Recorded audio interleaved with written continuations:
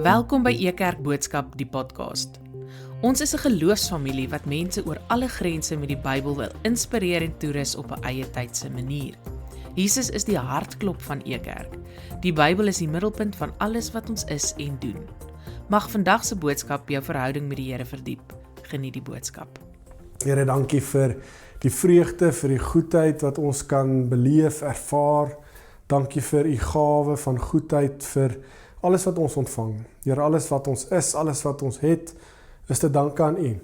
U het ons verhouding kom herstel deur die seun en ons verlosser deur Jesus vir ons aarde toe te stuur, maar ook so was hy gehoorsaam tot aan die kruis toe. Ook soos die dood nie oorwin nie, en of het hy die dood oorwin as te ware, en kan ons vandag ook as Christene, as gelowiges wat glo in die opgestaane Here, ook so weet ons is deel van u familie, deel van u koninkryk. Al sien ons nie die koninkryk om ons nie, al sien ons dit soms bietjie moeilik, laat ons vandag in die volgende paar minute ook hoor wat u woord vir ons wil sê van u wil, van hoe ons ook elke dag as 'n gawe kan leef om u goedheid te beleef, maar ook so om die koninkryk te bewerkstellig, te wys, te laat kom deur wat ons doen in die alledaagse. Vra dit in u groot en heilige naam alleen. Amen. Ons is besig met hierdie paar weke se reis deur die Predikerboek. En ek wil graag vanoggend stil staan by Prediker 9, spesifiek vers 1 tot 12. Ek gaan nie by al die verse stil staan nie, maar ek sal by 'n paar verse stil staan en verseker so lees. En deel van hierdie hoofstuk, deel van hierdie, wil ek amper sê, inleiding tot hierdie hoofstuk van Prediker, wil ek eintlik begin met 'n vraag. Miskien 'n vraag, of dalk is dit eerder 'n stelling, en miskien resoneer jy met hierdie stelling. Stelling wat sê, as ek net genoeg dinge reg doen, of dalk kan reg bestuur, sal die lewe min of meer uitwerk, soos wat ek beplan of graag wil hê. As ek my kalender net reg bestuur, as ek net my geld reg bestuur, as ek my kinders die regte geleenthede gee en reg groot maak, as ek my gesondheid reg bestuur, my verhoudings, my werk, my geloof, my huisgesin, my toekoms, dan sal ek dalk veilig wees, dan is dit dalk die uitkoms wat ek wil hê. Nou asseblief hoor my mooi, daar is absoluut niks fout om verantwoordelik te wees nie, om te beplan nie. Maar onthou, ons is besig met Prediker, spesifiek vandag Prediker 9. So Prediker is nie teen wysheid nie, hy is nie teen dit om hard te werk nie, hy is nie teen dit om te beplan nie. Maar Prediker vandag staan voor my en jou, en hy sê, daar's 'n grens, daar's 'n lyn. En op daai lyn, as ons oor daai punt gaan, of oor die lyn gaan, dan is dit nie net meer beplanning nie. Dan is beplanning nie net meer wysheid nie, dan raak beplanning beheer, kontrole. As ons oor hierdie lyn kom, dan is dit nie net om meer verantwoordelik te wees nie. As ons oor hierdie lyn gaan, dan raak hierdie toekomsbeheer 'n angs vir my en jou. As ons oor hierdie lyn gaan, dan is daar 'n punt waar die bekommernis oor môre vir ons totaal en al ons vandag laat vergeet, laat mis, omdat ons so bekommerd is oor die toekoms. So daar's 'n lyn van, en Prediker help ons met hierdie lyn, hierdie grens, of hierdie punt wat ons moet sê, beplanning is reg, bekommernis is reg, sorg is reg, maar wanneer raak dit te veel? Wanneer sit ons en ons kry angsaanvalle want ons weet nie wat die toekoms inlê nie? Wanneer wil ons so die lewe beheer en dan raak ons so frustreerd en ontstel as dit buite ons beheer lê? Wanneer is ons so by môre dat ons vandag mis? En as jy dalk met hierdie sit of met hierdie worsteling sit of dalk daaroor gewonder het of miskien dit nie eens besef nie, is Prediker 9 vandag vir ons wysheid om juis hierdie balans te kry. So ek wil begin hier te sê, Prediker praat met wysheid wat ons almal ken. Hy praat eintlik 'n waarheid wat ons almal ken. Maar ons wil dit dalk vermy. So die eerste paar verse van Prediker 9 sê dit soos volg. God regeer oor die wat reg doen en wysheid het, en oor wat hulle doen. Niemand weet of daar vir hom liefde of haat wag nie. Een en dieselfde lot tref almal. Die regverdige en die goddeloses. Die goeie, die reine en die onreine. Die een wat offer en die een wat nie offer nie. Soos dit met die goeie gaan, so gaan dit met die sondaar. Soos dit gaan met die een wat 'n eed aflê, so gaan dit met hom wat weier om 'n eed af te lê. So in hierdie paar verse sien ons eintlik baie duidelik dat Prediker reguit hier vir ons sê, jy is nie so in beheer soos wat jy dink nie. Ons kan opreg leef, ons kan verantwoordelik wees, ons kan hard werk, gesond eet, ons kan ons kinders lief hê en elke geleentheid vir hulle gee, ons kan bid, ons kan ons geloofslewe hard aanwerk, ons kan ons beste gee, maar steeds weet ons nie wat môre vir ons bring nie. En dis hoekom vers 2 hierdie harde, realistiese woorde gee. Dieselfde lot tref almal. Regverdige, goddelose, die goeie mense, die sondaar wat die eed aflê of nie. Nou ons reaksie as gelowiges kan sê, "Sjoe, prediker, kan jy dalk 'n bietjie sagter wees nie? Miskien moet ons dit dalk bietjie sagter stel. Kan ons dalk bietjie meer troosvol dalk vir ons moed gee vir die lewe." Nou, my realiteit is, of wat ek besef het, en miskien het jy dit ook al besef in hierdie predikereis van ons. Prediker is nie hierdie soetsappige, slaan jy op die skouertjies en sê alles gaan oukei wees nie. Prediker gee nie vir ons 'n Bybelvers wat ons op die yskas kan plak en sê, maar dit is nou my vers vir die lewe nie. Nou, die beeld wat ek gebruik is, dis prediker wat as te ware vir ons die kamer lig aanskakel. Maar ons is al so lank besig om in hierdie donker kamer te probeer leef en te werk, maar ons wil nie eintlik sien wat in die kamer aan die gang is nie. En nou kom prediker en skakel hy die hooflig aan. En iewes skielik is lig op alles geskyn. Het ons 'n eerlike sien, kyk in die wêreld, in die kamer waarmee ons besig is om te leef. So prediker sê vir ons, kyk mooi, die lewe werk nie altyd volgens die formules wat jy graag wil glo of selfs maak nie. Hy sê reguit, goeie mense kry seer. Slegte mense kom weg met die bose dinge wat hulle doen. Hardwerkende mense verloor soms alles. En mense wat elke liewe enkele ding reg doen, eindig soms met dieselfde of meer vrae as almal anders. Nou prediker se taal is, dis die lewe onder die son.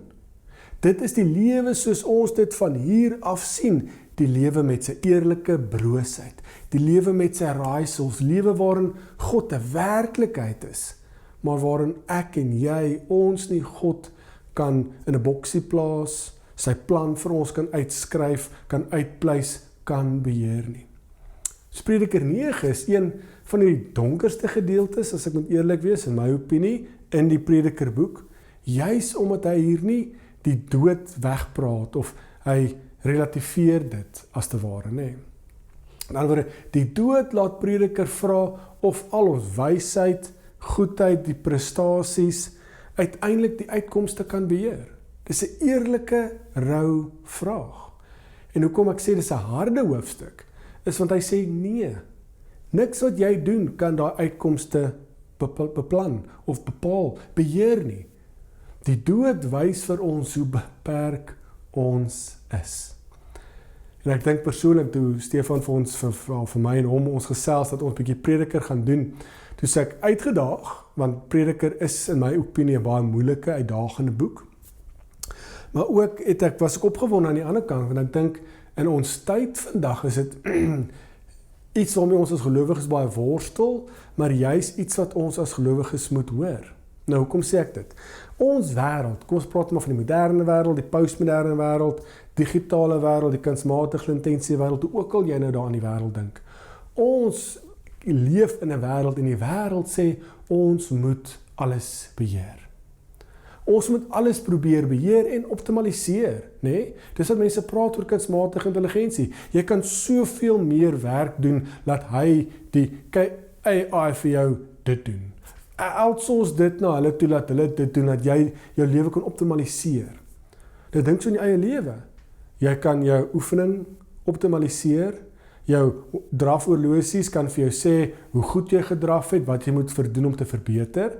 Jy kan jou slaap meet, jy kan jou tree tel, jy kan al die kos wat jy eet, jou kalorieë tel, en dan kan hy vir jou sê hoe gebalanseerd jy eet. Jy kan jou beleggings monitor.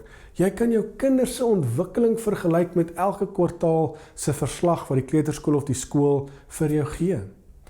Kerk is lief daarvoor om te sê, maar hier kan jy jou geestelike lewe in hierdie model insit, sodat jy routines en gewoontes kan aankweek om jou geestelike lewe ook te optimaliseer. Nou asseblief, ek is dalk nou Jesus prediker, ek sinies, en ek probeer dit nie so laat oorkom nie.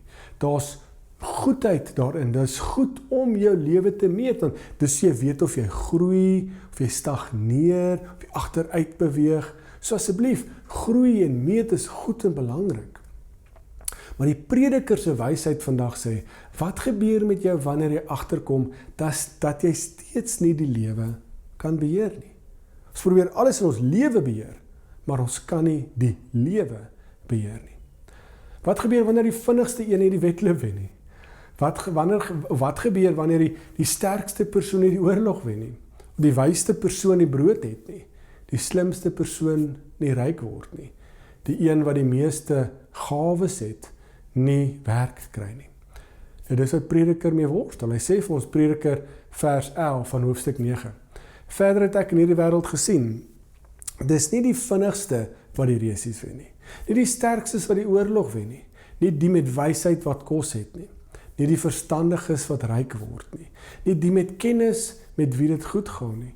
Alles word bepaal deur tyd en geleentheid. Nou regtig moet ons sê dis eerlik. Hy's nie sinies hier nie. Maar prediker sê vir ons, jy kan nie jou lewe so ontwerp, so bepaal, so beheer, dat niks jou ooit tref nie. En hy sê dit dan vir ons in vers 12, hy sê, die mens kan selfs nie die tyd van sy dood nie, soos visse wat gevang word in 'n net, soos voëls wat gevang word in 'n wip, so word die mens gevang as die teëspoed kom, as dit hom skielik oorval. Nou ek vermoed ons almal ken daai woord. En dit is, ek dink, hoekom Prediker 9 vir ons vandag hierdie wysheid is vir ons kort. Daai woordjie skielik. Jy ontvang 'n oproep en skielik is jou dag totaal en al omgegooi.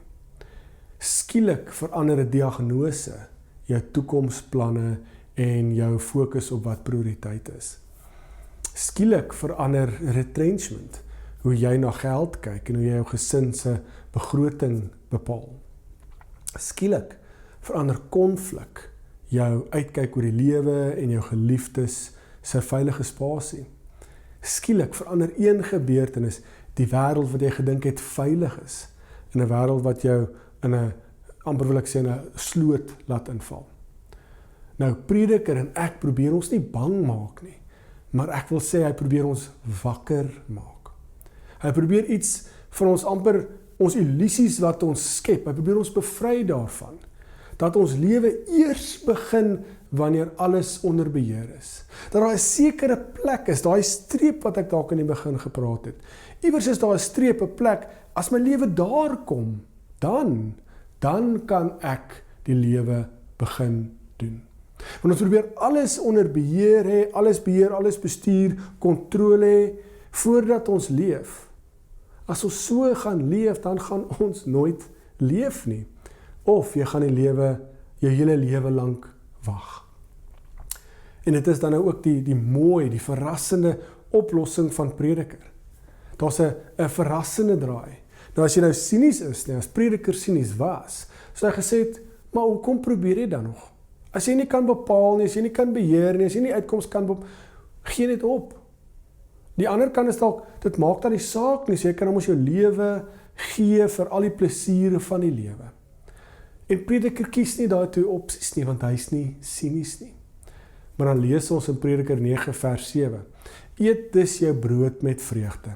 Drink jou wyn met 'n blye gemoed. God het lankal reeds goedgekeur wat jy doen. Nou dis vir my dalk skokkend om dit te lees en jy kry hierdie amper ek sê rympie van hom. En 'n rympie is mag dalk afwater, maar hierdie fokus van Prediker 7 keer reg deur hierdie Predikerboek. Nou hy verwag dat hy ons moet sê, maar huil oor die lewe, sit in rou en as, of onttrek jou oor die lewe, beskerm jou teen hierdie onsekerheid van die lewe. Maar dis die teenpool.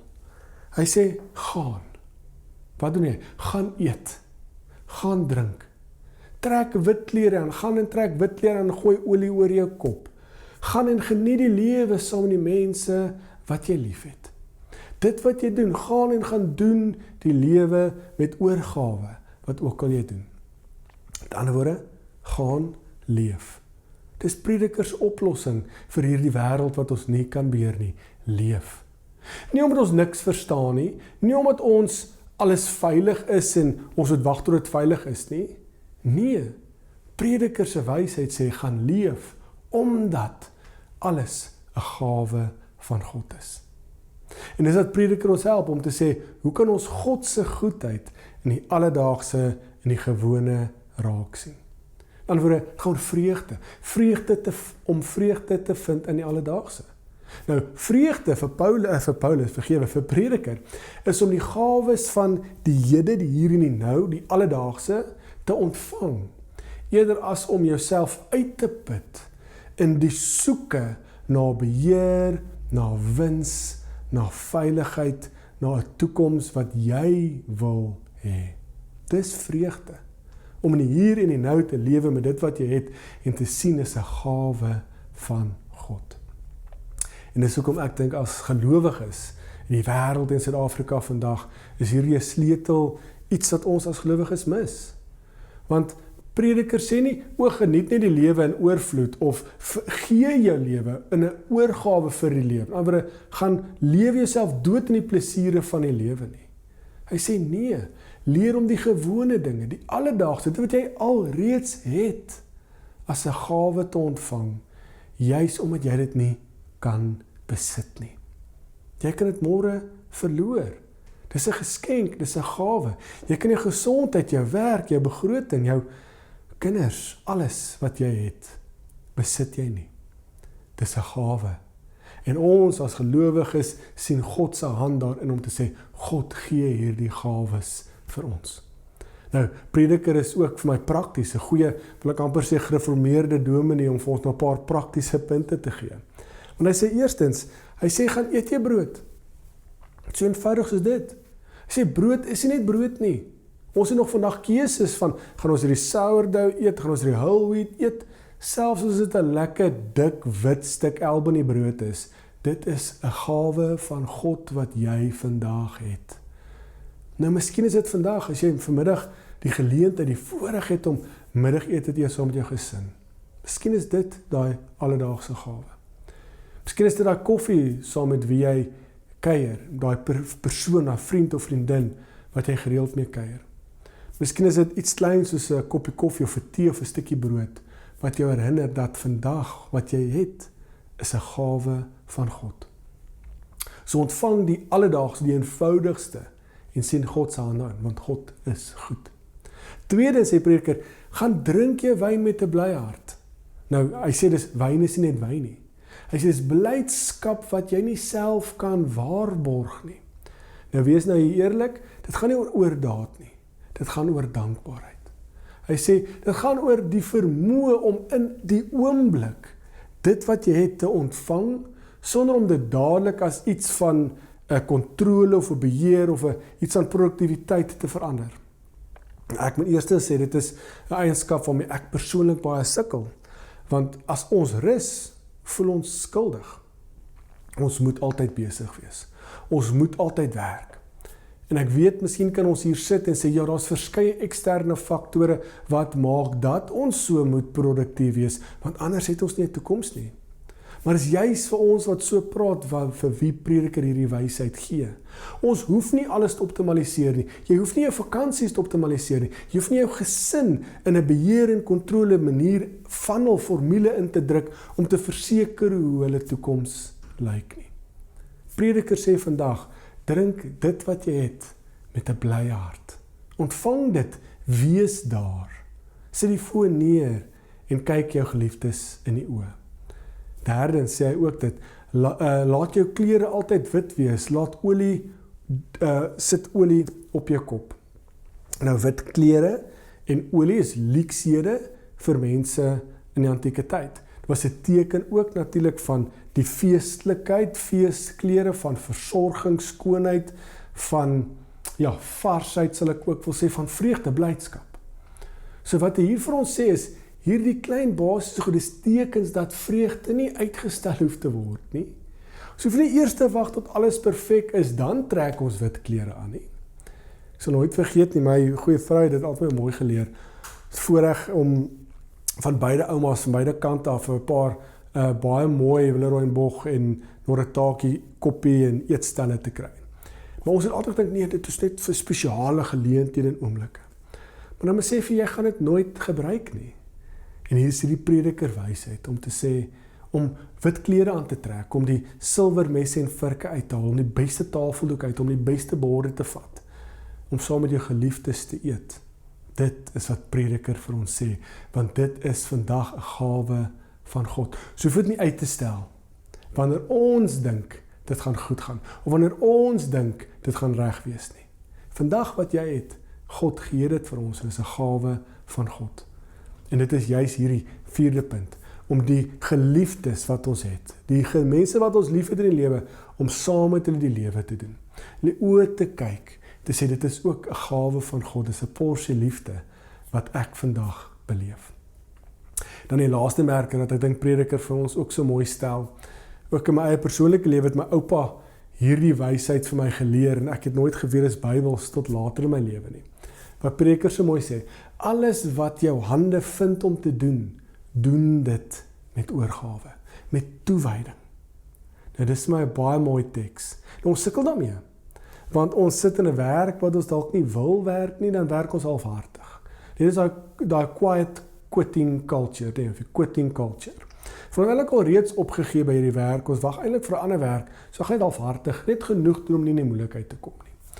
Of jy werk dalk vir 'n baas wat 'n tiran is, en sê, maar ek gaan nie my alles gee nie. Maar prediker sê, alles wat jy doen, of jy nou dink dit is die konteks wat jy moet hê, as dit nou dink dis die toekoms wat jy moet hê, of nie wil hê nie, moenie wag of uitstel nie. Wat ook al jy doen, doen dit met toewyding. As jy jou kinders lief het, doen dit met toewyding.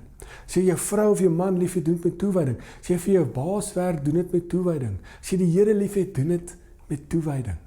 Ons weet nie wat môre gaan bring nie, maar vandag is 'n gawe van God. So dit gaan iets oor ons roeping. Nou ek wil sê, prediker maak dit iets persoonliks om te sê, jou hele lewe is 'n roeping. So wat ook al jy doen, wat ook al jy werk, wat ook al jy asemhaal, wat ook al jy eet, kuier, drink, met wie jy dit doen dit met oorgawe. En dis die praktiese wysheid van prediker. Nou hy breek die nog nie fase nie, nee. Nou hoekom sê ek dit? Want ons hoor hierdie woorde, en dis mooi, dis nou yskas-magneet versie. Maar tog lewe ons as gelowiges in hierdie nog nie fase nie. Wat beteken? Ek sal rustig wees wanneer die kinders uit die huis uit is en groter is. Ek sal minder begin werk wanneer my pensioen groot genoeg is. Ek sal meer teenwoordig wees in my gesin se lewe as daar minder druk is by die werk. Ek sal meer bid wanneer die lewe stadiger gaan, wanneer ek nie ander probleme in my kop probeer uitsorteer nie. Ek sal my huwelik geniet wanneer ons uit hierdie moeilike woestynseisoen uit is. Ek sal my liggaam waardeer wanneer ek dalk beter lyk. Ek sal die huis geniet waarin ek leef as hy klaar is. Ek sal my roeping uitleef en geniet wanneer ek meer sekerheid het van my toekoms. Ons kan so vasgevang wees in hierdie nog nie lewe, dat ons die alreeds mis. Wat beteken, God ontmoet jou nie net in die ideale lewe wat jy eendag gaan hê of wil hê of aan werk of beplan nie. God wag nie daarvoor en roep jou na jou ideale lewe toe nie. Nee, God ontmoet jou ook by jou vandag, by jou hier, by die tafel, by jou geliefdes, by die kinders, by die stukkie brood, by die glasie wyn wat ons drink. Laat ons dit met vreugde kan leef. En ek dink as ons as gelowiges prediker lees, dan moet ons ook hierdie vreugde sien. Vreugde wat ons sien deur die kruis van Christus. Ons kan nie die Ou Testament lees in silo nie, ons lees dit deur die kruis van ons opgestane Here. Nou wat ek wil sê is, die opgestane Here beliggaam vir my hierdie prediker 9 wysheid. Dat Jesus het nie die alledaagse lewe, die pyn en die lyding van die lewe gesystap of gemis nie. Nee, Jesus wys juist vir ons dat die onregverdige een, weggekom het. Dat die een wat skuldig is, weggekom het. Die een wat onskuldig is, word gekruisig. Die mense wat bose planne beraam het om hom te kruisig, dit het gelyk asof hulle gewen het. Die dood het gelyk asof dit die laaste woorde was. Maar in Christus word hierdie gewone, hierdie predikertaal vir ons iets heiligs. Nie net dat Jesus vir ons in die prediker 9 lewe kom leef het nie, dat hy as 'n regverdige mens vir my en jou gesterf het. Dat die bose mense wat hom oorgelewer het om gekruisig te word, lyk of hulle weggekom het daarmee.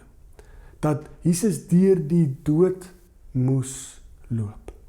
Nou dis die vreugde, opstandingsvreugde, van ek en jy as gelowiges wat in die era van die Gees kan terugkyk na prediker toe deur die kruis van ons opgestane Here, kan ons sien die dood is ook nie die laaste woord nie.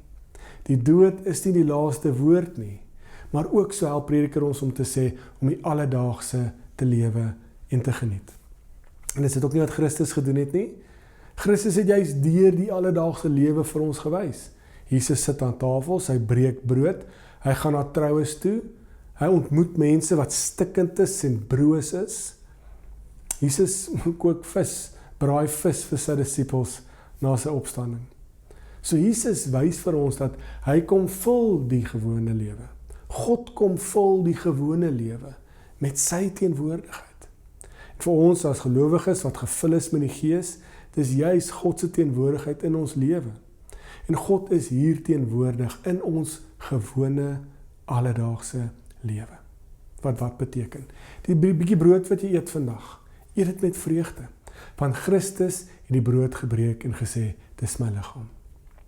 Vandag as jy 'n glasie wyn drink of sap drink of water of 'n koppie koffie, drink dit met 'n bly hart. Want Christus het die beker geneem en gesê, hierdie is my nuwe verbond. Die mense met wie die lewe doen, geniet hulle want God het julle vir mekaar gegee. Want Christus skep 'n nuwe familie rondom wat hy gedoen het aan die kruis.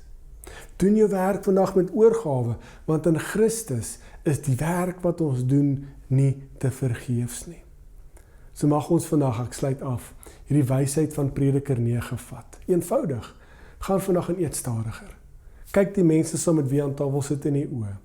Leef elke dag en besef dis 'n genade van die goeie God wat jy ontvang. Moenie so bekommerd wees oor môre dat jy vandag mis nie. Hê jou kinders lief, hê jou man en vrou lief, hê jou geliefdes lief. Sit jou foon neer, geniet die lewe. Want God is goed en God is ook teenwoordig in ons gewone lewe. Ons gewone lewe wat ons nou al reeds ontvang het, dis nie net 'n troostprys nie. Dis 'n voorsmaak van hierdie ewige lewe, van hierdie nuwe skepping, van hierdie koninkryk van God wat eendag gaan kom wanneer God dit nuut kom maak. En ek en jy het 'n voorsmaakie om die koninkryk van God al reeds te beleef vandag.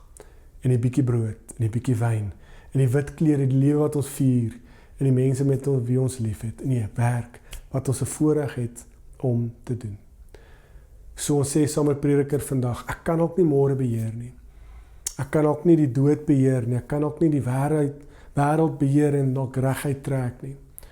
Maar vandag is daar brood. Vandag is daar werk vir my, vandag is daar genade. En omdat Christus leef, kan ek God se gawe, God se goedheid as 'n gawe vandag ontvang. Kom ons bid saam. Here, dankie vir die liefde en die genade en die goedheid. Here, ons sit so met hierdie worsteling van om alles te probeer uitsorteer en te beplan en te beheer. Maar Here, laat ons ook nie so bekommerd is oor môre, laat ons die nog nie fase van ons lewe leef dat ons vandag die alreeds mis nie. Want die is 'n goeie God, 'n genadige God wat ons vrygespreek het, maar ook so ontvang en beleef en ervaar ons die genade in die alledaagse. Laat ons dit vandag doen. Laat ons dit elke dag doen, sodat ons weet U is by ons, ervaar en weet en getuig dat U 'n goeie God is, wat by ons is en ons liefhet. Here, ons vra dit natuurlik nie omdat ons dit verdien nie, maar alleen uit U seën ons Verlosser se naam van die Here Jesus Christus. Amen. Dankie dat jy vandag saam gereis het. Mag jy die boodskap elke dag saam met jou dra en weet dat die Here naby is en jou liefhet. Tot volgende keer. Ekerk, Jesus sigbaar, voelbaar, verstaanbaar.